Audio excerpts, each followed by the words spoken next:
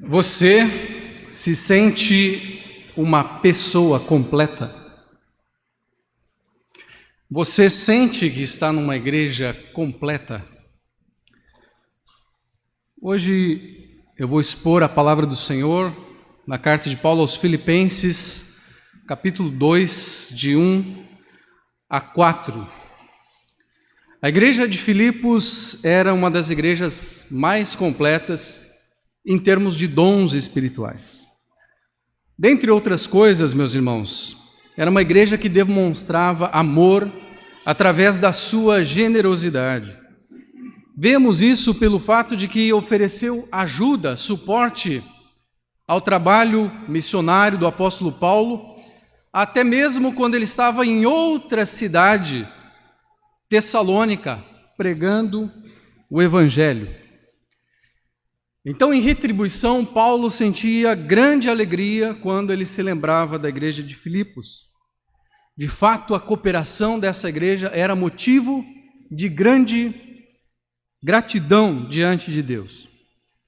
Mesmo agora aprisionado pelo evangelho, Paulo estava na companhia de um filipense, Epafrodito, que era um mensageiro e auxiliar da igreja naquela tribulação pela qual Paulo passou. Além disso, ele cita também as irmãs Evódia, Sintique, lembram? Clemente e outras pessoas que cooperavam com a missão liderada pelo apóstolo Paulo. Então, eles haviam cooperado desde o início até este momento. Paulo sentia grande saudade de todos os membros daquela igreja. No entanto, meus irmãos, uma coisa que chama atenção é que a alegria de Paulo não estava completa. Ainda faltava algo, digamos assim, para que aos olhos do apóstolo enviado por Cristo, inspirado por Deus, a igreja então fosse completa. Não se tratava assim daquele sentimento pecaminoso de insatisfação que às vezes nós temos. Pelo contrário, Paulo tinha essa convicção: estou plenamente certo de que aquele que começou a boa obra em vós há de completá-la até o dia de Cristo Jesus. Filipenses 1:6. Então Paulo, esperançoso, fazia esta oração: que o vosso amor aumente mais e mais, em pleno conhecimento e toda percepção. E mais, Paulo desejava permanecer vivo para que pudesse trazer ainda mais edificação e progresso e alegria na fé e no amor em Cristo para aquela igreja. Mas, afinal de contas, o que faltava aos filipenses? Bom, como eu disse antes, em sua esperança e oração, Paulo nos deu uma dica. Ele disse que o amor deve aumentar. E se o amor deve aumentar é porque ele ainda não é pleno. E Paulo menciona a discórdia daquelas pessoas que pregavam a Cristo de maneira não sincera. Ele também fala do partidarismo como algo a ser evitado dentro da igreja. Além disso, novamente, a discordância entre Evódia e Sintique era algo escandaloso e que precisava de correção. Por isso, Paulo fez aquela exortação pública por meio da própria carta. Então, eles precisavam estar unidos para lutar juntos pela fé evangélica. Então, meus irmãos, mesmo demonstrando grande amor pelo apóstolo Paulo, demonstrando grande generosidade pela obra missionária, faltava à igreja de Filipos isso: manifestar três características importantíssimas do amor, para que a igreja fosse completa. Você deve estar se perguntando, mas tá bom, que características são essas? Deixa eu falar mais um pouquinho, eu já digo para você. Então, capítulo 2, verso 1, Paulo diz: Se há, pois, alguma exortação em Cristo, alguma consolação de amor, alguma comunhão no Espírito, se há entranhados afetos e misericórdias. Se há essas condições, o que ele vai falar depois também deve se fazer presente. Lá atrás, vocês se lembram que Paulo havia apelado para a cidadania dos filipenses, porque eles se orgulhavam de serem cidadãos romanos. Filipos era assim chamada de uma pequena Roma, e todo mundo tinha orgulho de ser filipense, assim como vocês aí têm orgulho de ser gaúchos. Isso tem um significado, e para eles também tinha. Então Paulo apelou para esse sentimento para dizer o seguinte: vocês têm uma cidadania muito maior do que essa, que é a cidadania celestial. Por isso vocês devem andar de modo digno desta cidadania. Então, como ele apelou para aquele sentimento, agora ele apela para um outro sentimento mais profundo. Ele apela para o sentimento de um coração cristão. Se há alguma exortação em Cristo, alguma comunhão no Espírito, entranhados afetos e misericórdias. Então, se há isso, a igreja deve se esforçar para completar a alegria de Paulo e preencher aquilo que falta, manifestando essas três características. E as três características, meus irmãos, são as seguintes: a unidade, a humildade e a solidariedade. Guarde bem essas três palavras: a unidade, a humildade e a solidariedade. Veja comigo, com relação à unidade, no verso 2: completai a minha alegria de modo que penseis a mesma coisa, tenhais o mesmo amor, sejais unidos de alma, tendo o mesmo sentimento. Observe aí essas palavras: mente, pensamento, alma, que também é sinônimo de coração. Então, mente e coração, pensamentos e sentimentos. Ter o mesmo pensamento significa concordar com o mesmo conteúdo da fé, ou seja, crer na pessoa e na obra de Jesus Cristo como ele se revela nas Escrituras. Ter o mesmo sentimento significa ter o mesmo amor de uns para com os outros, ou seja, a mesma apreciação da obra redentora de Cristo e a mesma apreciação daqueles irmãos por quem Cristo morreu. Então, pelo que Paulo se lembra, meus irmãos, ele se sente muito alegre, mas pelo que ele tem ouvido, pelas notícias que têm chegado, alguma coisa lhe causa algum desapontamento, falta alguma coisa. No capítulo 2, verso 2, então ele exorta: completai a minha alegria, de modo que penseis a mesma coisa, tenhais o mesmo amor, sejais unidos de alma, tendo o mesmo sentimento. Aqui o problema começa a ficar mais claro. A unidade da igreja estava ameaçada. E não tenham dúvidas, quando a unidade da igreja está ameaçada, a missão da igreja está ameaçada.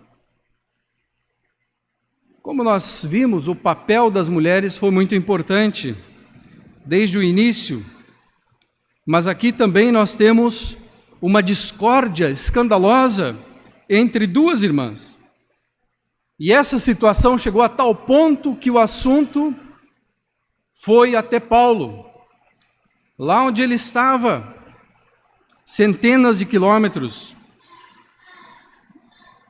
Então Paulo disse: rogo a Evódia e Sintique, pensem concordemente. Está vendo só?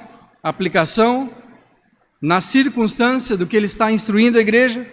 Tenham o mesmo pensamento. Pensem concordemente. É claro, meus irmãos, que a falta de unidade no pensamento e nos sentimentos também era um grande problema. Por isso Paulo fala de um só espírito, uma só alma.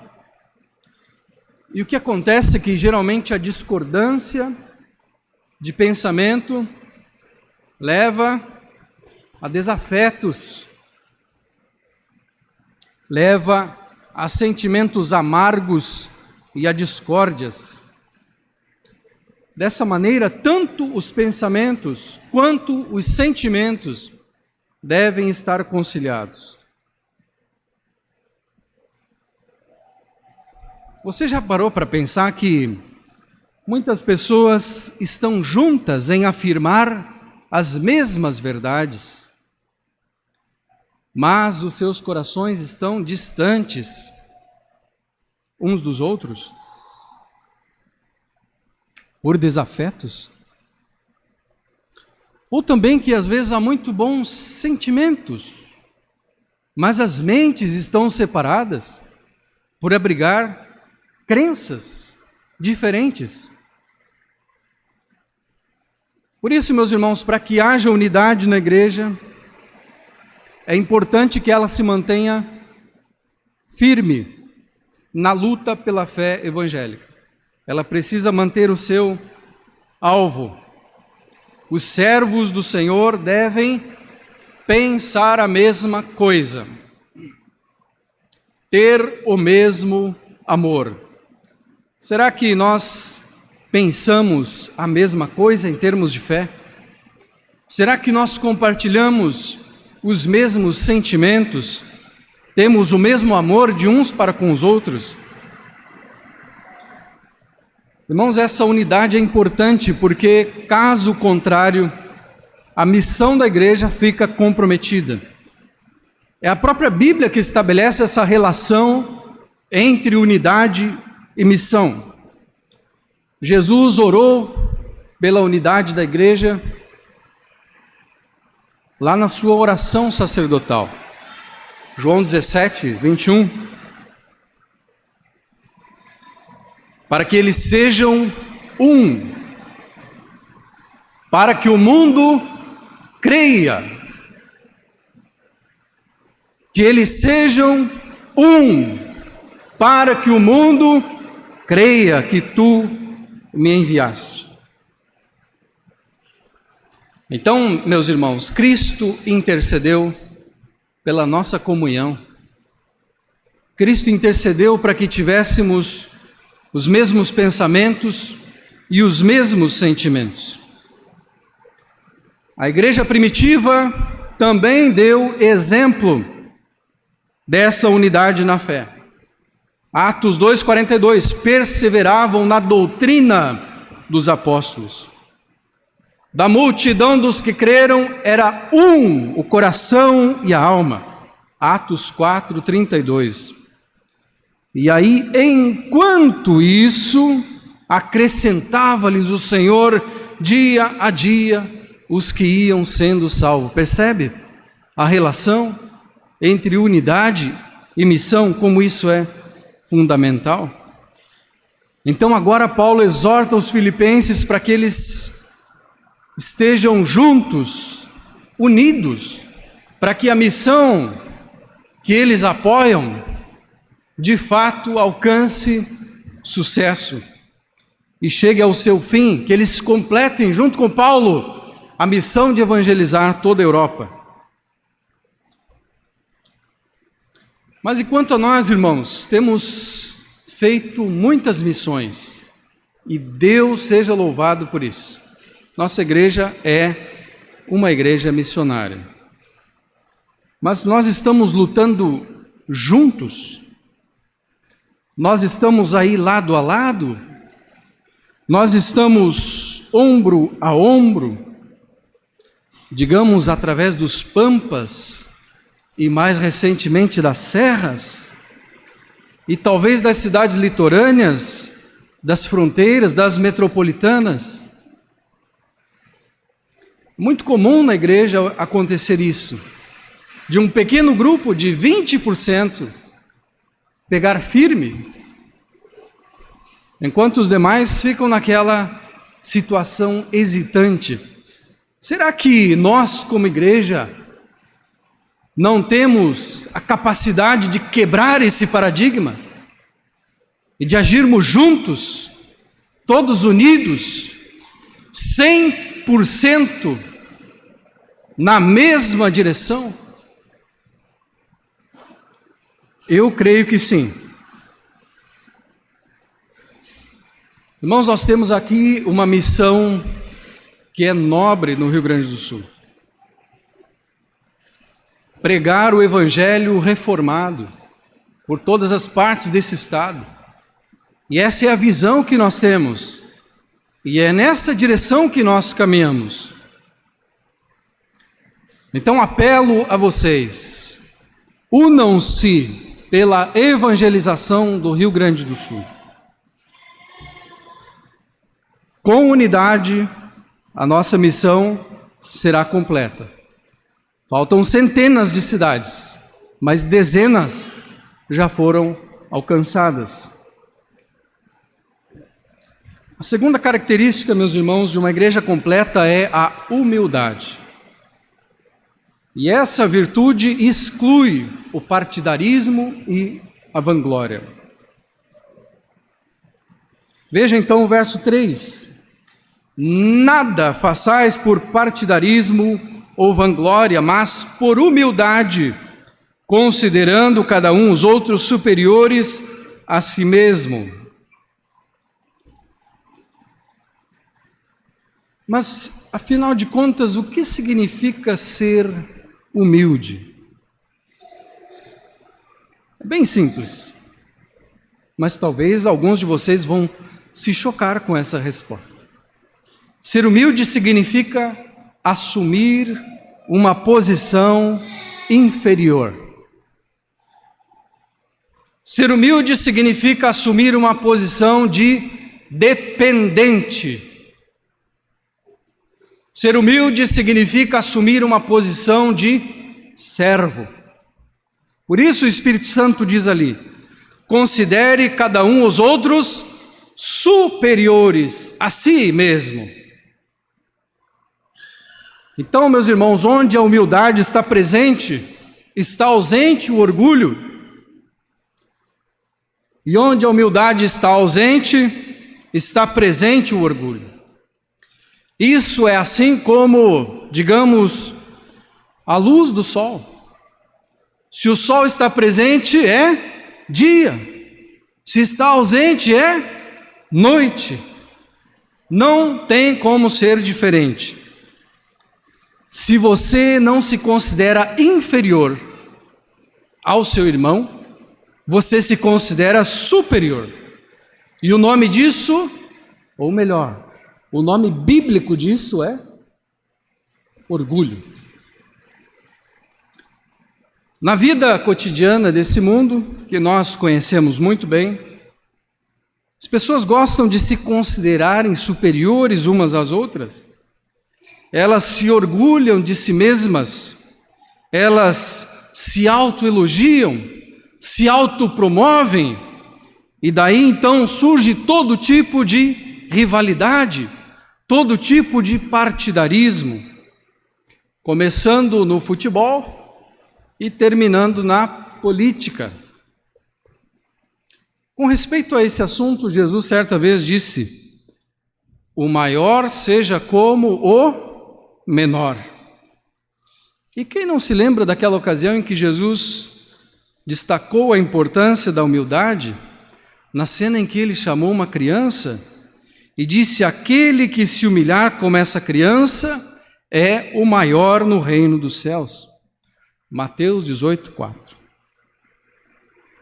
Então, Jesus, o Senhor dos senhores, o Rei dos reis, não veio para ser servido, mas para servir.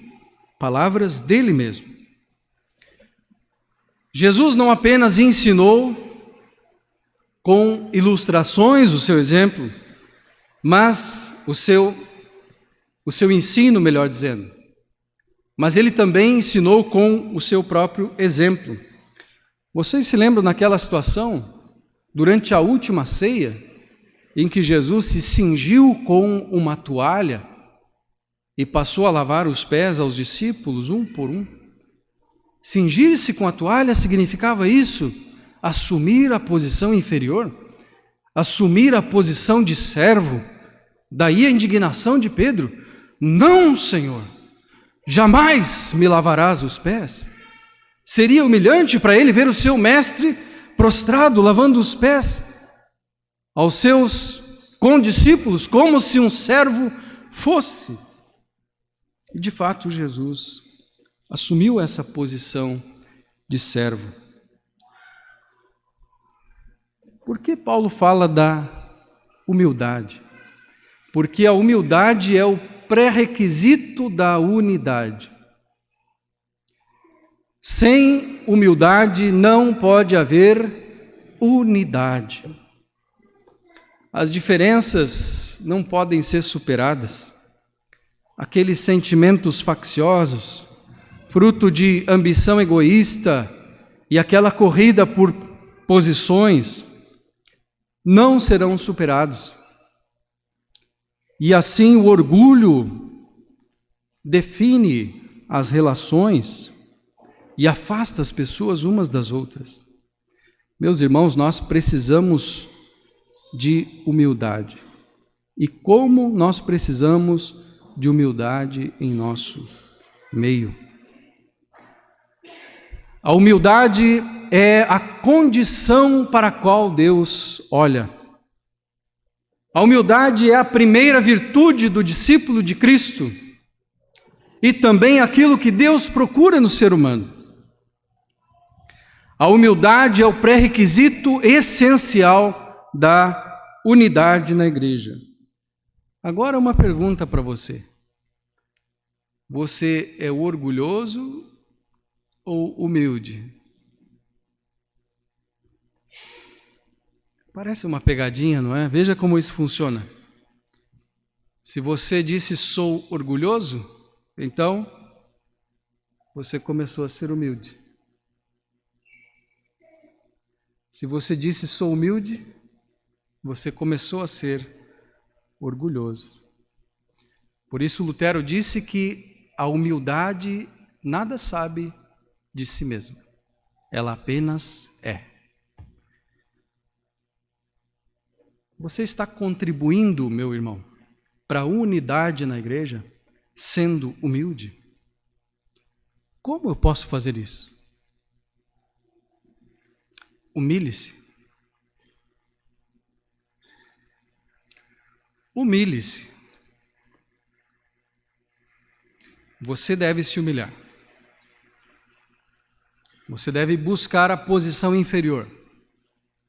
Você deve buscar a posição de servo, seguindo o exemplo do seu mestre.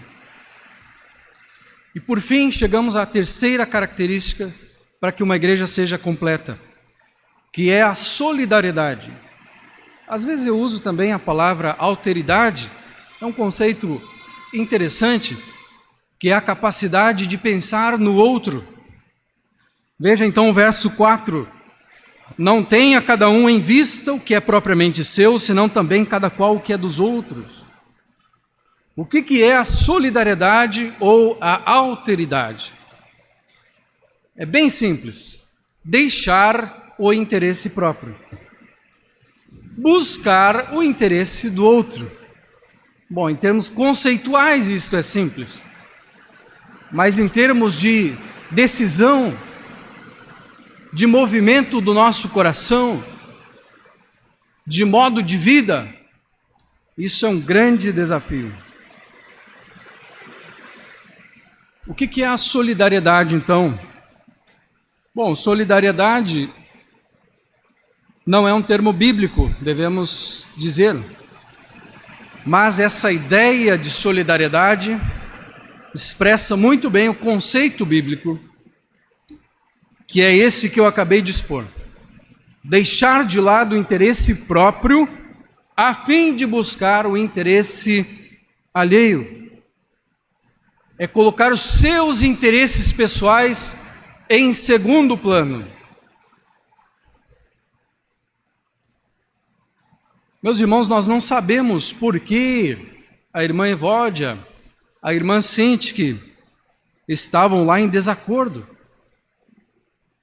mas elas foram convidadas a olhar para o exemplo de Cristo, que deixando a sua glória assumiu a posição de servo, buscando em primeiro lugar não a sua própria glória, mas a glória do Pai, e a salvação, e o favor aos homens perdidos, a nós. Eu fiquei muito contente há pouco tempo aí em ver um exemplo muito grande de solidariedade. Não é verdade que em função das chuvas, das enchentes, governos de todos os níveis, as forças policiais de todas as ordens, empresas de todos os fins, organizações de todos os tipos, particulares, quantas pessoas se uniram de lugares tão diferentes, até do Brasil todo, até escolas, universidades, sindicatos, para ajudarem nessa calamidade.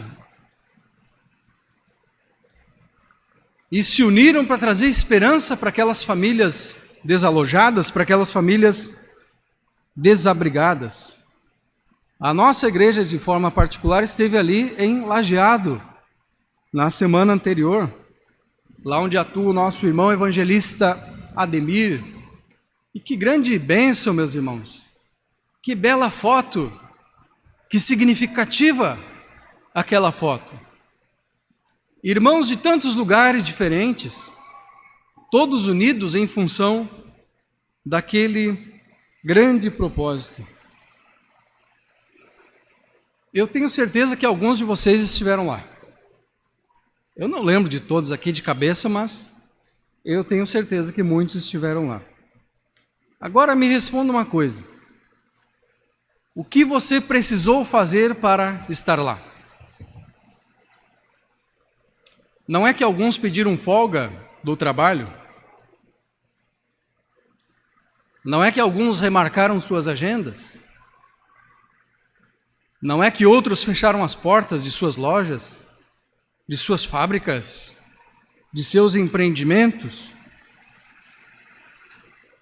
Não é que alguns até sacaram economias de suas poupanças, seja para pagar gasolina, ou para comprar uma tinta, ou uma enxada, ou enfim, um instrumento?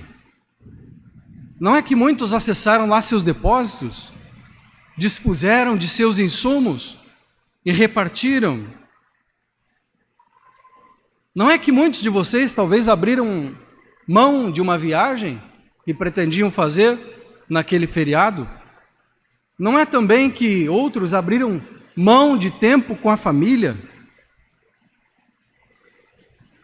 Meus irmãos, é exatamente isso que o Espírito Santo está nos ensinando. Não só através dessa situação, mas através aqui da sua palavra. A solidariedade, essa capacidade de deixar de lado o interesse próprio e cuidar do interesse dos irmãos, é sem dúvida uma das características que torna a igreja completa. Agora eu me pergunto, será que precisamos esperar uma nova pandemia? Ou mais chuvas e mais enchentes para que possamos nos unir em solidariedade à missão de pregar a palavra de Deus? Não é para você como que uma calamidade pública, centenas, milhares de pessoas, milhões de pessoas perecerem por falta de conhecimento do Evangelho, e você tem uma boca para falar, e você tem pés para estar lá, e você tem recursos para fazer com que o Evangelho chegue até essas pessoas.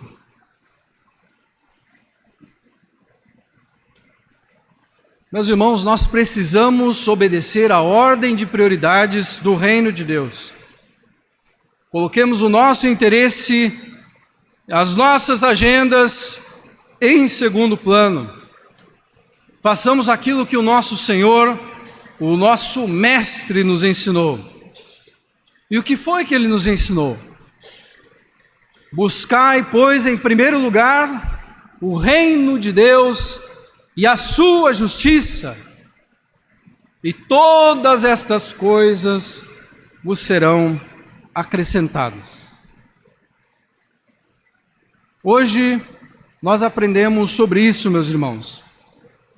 3 características de uma igreja completa: a unidade, a humildade e a solidariedade.